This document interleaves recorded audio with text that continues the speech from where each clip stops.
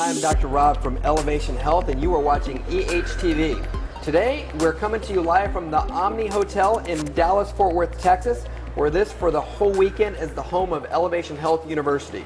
What that means is we have our doctors, our staff, and team members are here learning how to make sure that we're getting the latest technology when it comes to helping you to elevate your health. And today we've got a special guest here, Dr. Deed Harrison. He's here all the way from Eagle, Idaho, and he is the leading expert when it comes to spinal correction in the world. And he happens to be part of the team that's been helping me to make sure that my spine is corrected. I flew all the way to Eagle, Idaho because he's the best, and I want to make sure that I get the best.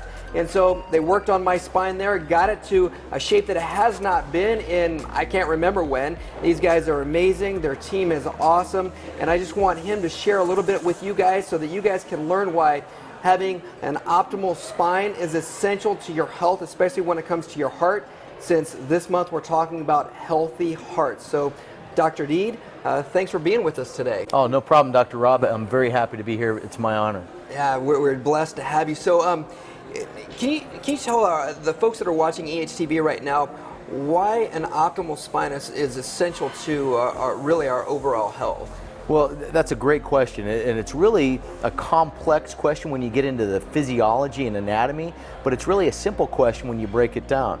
Your spine houses your body's nervous system, and your body's nervous system controls every function in the body, from how you feel to how you think to breathing and heart health and heart function, which I understand is the theme of the month for the Elevation Health TV.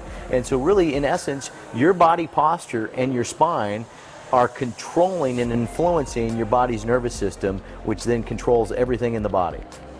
So why is the function of your spine and your posture essential in just the overall function of your heart? I think it's really misunderstood by the public at large on how your spine and your posture affect the cardiovascular system in the heart. And as we know in anatomy and physiology, the heart actually has its own physical nerve supply that dictates the function and the beat or the regularity of the heart, and that's called the sinoatrial node. And that sinoatrial node is really the pacemaker of the heart. And so you can cut the nervous system off in the brainstem, and you can cut all the nerve supply to the heart, yet the heart will still beat with its own pacemaker. And that really beats at about 70 beats per minute. And so inherently, our heart has its inherent innate beat that should be about 70 beats per minute roughly. Well, the problem is, there's other influences that also can ramp that beat up or slow it down. And one of those mechanisms is other nerve supply from different parts of your body and different parts of the spine. And classically, we know that as trained chiropractors, like, you know, we had the same education and we were taught that the upper cervical spine has a direct nerve supply to the heart that can slow down the heart rate, and the upper thoracic or the upper rib cage part of the spine also has nerve supply to the heart that can change the pace of the heart. So really, when we look at the heart function in general, there's a strong influence on how this thing works with the spine. Gotcha. So you're saying then, any shifts of the spine out of alignment then definitely affect the way the heart works. Yeah, that's absolutely true, and people don't get that, and there's several mechanisms out there, like if my body is misaligned in these key regions, my upper neck or my upper thoracic region, then I'm going to have altered nerve supply due to altered joint and movement activity in the spine into the nervous system, and then that's going to dictate changes in the cardiovascular rhythm. So part of it comes from lack of mobility. So then when you have these misalignments or that lack of mobility inside your spine, if these things are left there, and let's say it's not detected, okay, the person just doesn't know, and or if they know it's there and they just leave it there and they do nothing to correct these misalignments, how detrimental is that to the function of the heart and the rest of the body? Man, it can be very detrimental. There's studies coming out, and they're cutting edge research papers that are following people for periods of time, and they're finding in these long-standing abnormal postures of the head and neck and the upper thoracic region that in these people, that are a little bit older that have these postures, when we follow them for a long period of time, they're the ones that are developing a much higher rate of cardiovascular disease. And in fact, in some of these extreme cases, it's linked to early death when you look at these misalignments of the upper thoracic spine and the human neck. So that's what the studies are showing. That's right. So it's not based on chiropractic opinion then, it's the real deal. Yeah, that's absolutely true. And it comes down to, there's a few things people need to know, and it's our job to teach them as chiropractors. It's movement of those regions, and it's the alignment of those regions.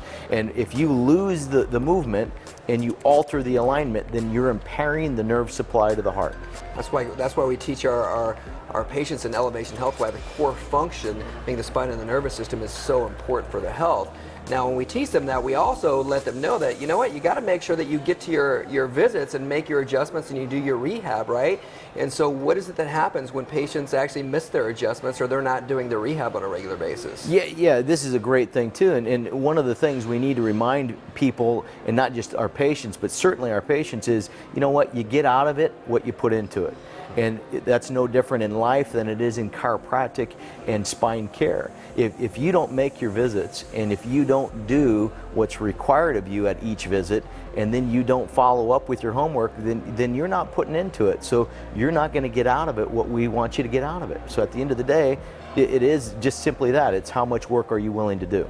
Absolutely. So you got to take some action and do something. And I learned that when I was seeing you guys. Gosh, I was there getting adjusted 4 times a day, every single day for 2 weeks. And by taking that action and doing that, it improved, right? Everything improved as far as my health goes. And so that's what we can't ask our patients, I guess, to do something that we wouldn't be willing to do, and I saw it for myself. Yeah, that's absolutely true, and you're a shining example of that, because if you weren't willing to put in the time and the commitment and do the work, then how can you expect the people under your care to commit and do the same thing, for you? So I'm extremely proud and happy to have had you out there, Rob. Yeah, thank you guys for helping me. Now tell me this, because our patients ask a lot, and in fact, I just got an email last night of a patient. She's looking for a chiropractor where they moved to in Chicago, and she's asking me, about techniques and things like that. Well, what is it that makes chiropractic biophysics, the technique that we use, the technique that you teach to us, what makes that different than other chiropractic techniques that are out there? Yeah, that's a great question too,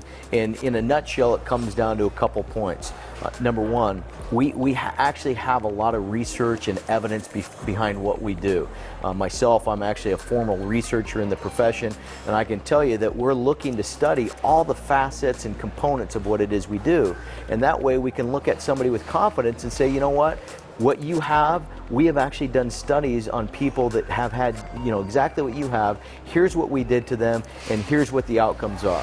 So it builds credibility and confidence. The other thing is, why we're so unique is we can take somebody and we can say, look, your body alignment and your spine alignment is not where it should be.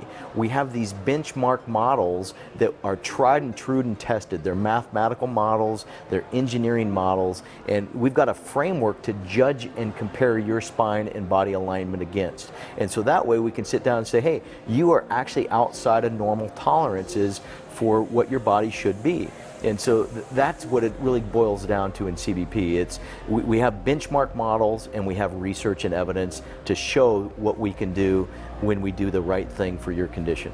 And that's what I love about chiropractic biophysics, because we can be able to reproduce and duplicate the results, for patients, because of everything that you guys stand for and all the data that you guys have that back everything up. And so that's why we have confidence in knowing that whenever we're laying hands on people and adjusting them, that those folks are going to get better. Yeah, that's right. And that's why we do the research that we do. Just so the folks that are watching EHTV right now, so they know, I just like to ask, why is it that you chose to work with Elevation Health and the doctors of Elevation Health? First, for me, what an honor and a privilege to, be part of this organization, Elevation Health. For me, it does no good to have all this evidence and science and the technique behind what we do unless I have doctors that are actually willing to take that material and apply it to the public. Otherwise, it's just knowledge sitting there with me and in books. I've got to have a group of doctors that, number one, are trained, proficiently and efficiently at the systems that we do, and then number two, are excited about that and motivated about that to take it into their practice and patient community. And and they also have to have the skill to apply it. And that's where Elevation Health and Elevation Health clinics and doctors come in. They fit that bill. They're excited, passionate doctors that are taking the time and have taken the time to receive this training, and they're very skilled at applying it. So at the end, Elevation Health actually becomes, and I hope you're good with this, an extension of me and my work, because I get to practice on patients in the way that I would like to see it done through your organization. Well, we appreciate that, and that's just a vote of confidence, and the feelings are mutual, definitely. We feel the same way about you guys and what you're doing with CBP or chiropractic biophysics, and we appreciate you, and we look forward to just helping millions of people with CBP, with y'all's support, and we just thank you for that, Dr. D. And so thank you so much for your time today and being on EHTV, and so definitely look forward to the rest of our training today. So thanks for being here, Dr. D. Hey, no problem. It was a pleasure, Rob. I appreciate that. Thank you. So what a treat, you guys. And so again, I'm Dr. Rob with Elevation Health, and this is EHTV. Remember, with Elevation Health, to live your life and elevate your health.